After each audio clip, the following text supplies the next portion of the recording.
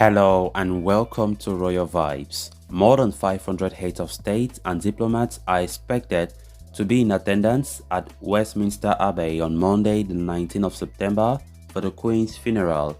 And it has been reported that the Queen's funeral sitting plan there's a nightmare as royals seek to avoid diplomatic row.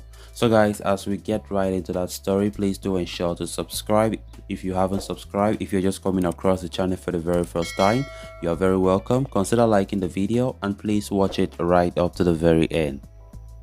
Royal courtiers and foreign office officials will be desperate not to cause a diplomatic incident when they seek to finalize the seating plan for the Queen's funeral.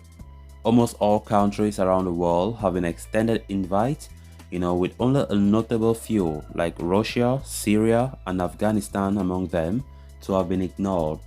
With a number of countries currently engaged in tense relations with one another, it leaves Buckingham Palace with the unenviable task of needing to carefully organize arrangements for the state funeral without sparking a diplomatic standoff. Guests were only asked to RSVP by today, meaning there will be just 72 hours to determine who should sit by who inside the historic church. Express.co.uk, of course, has been taking a look at which countries may need to be carefully managed. North Korea and South Korea. In something of an eyebrow-raising move, the ambassador to North Korea has been sent an invite for Monday's ceremony. Britain has held diplomatic relations with the Hermit Kingdom since 2001, and the country opened an embassy in London in 2003. The presence of North Korea causes a headache as the president of its southern neighbor has also been invited to the funeral. An invitation has been extended to South Korea's Yoon Suk-yeol. The Korean War is now often recorded as having lasted from June 25, 1950 to July 27, 1953, but officially it never ended. Technically, the two countries are still at war and relations remain incredibly tense. Then the second, Iran and Israel.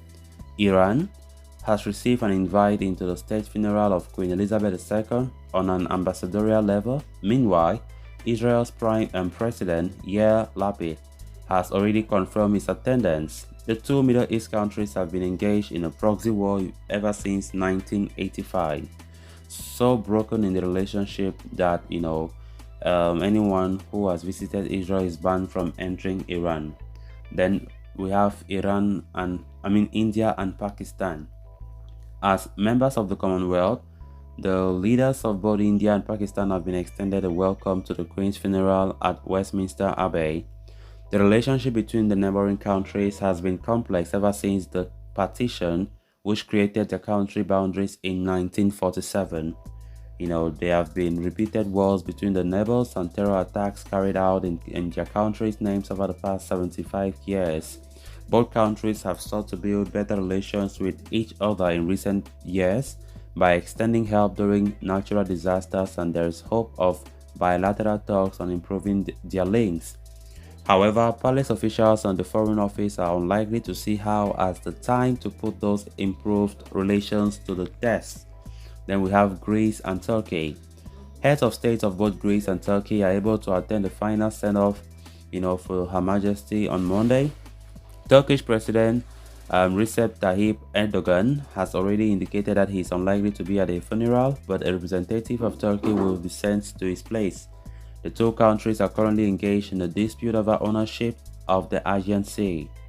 As recently as last week, Turkey threatened military action against Greece unless it removed troops from islands in the areas. Then we have Saudi Arabia and Qatar. Saudi Arabia's King Salam bin Abdulaziz is invited to the Queen's funeral, but is not expected to attend. Instead, his son, Crown Prince Mohammed bin Salman Al Saud, also known as MBS, is thought to be representing the Middle East country. Amir Tamim bin Hamad Al Thani, Emir of Qatar, is thought to have already confirmed his attendance. Qatar and Saudi Arabia are locked in a diplomatic tussle for influence over the Middle East in what has been dubbed the New Arab Cold War. Diplomatic ties were only resumed between the two Arab states in 2021. Any meeting in London on Monday will likely be frosty. So guys, with that, we have come to an end of this episode. Thanks a lot for watching. Until next time, bye bye.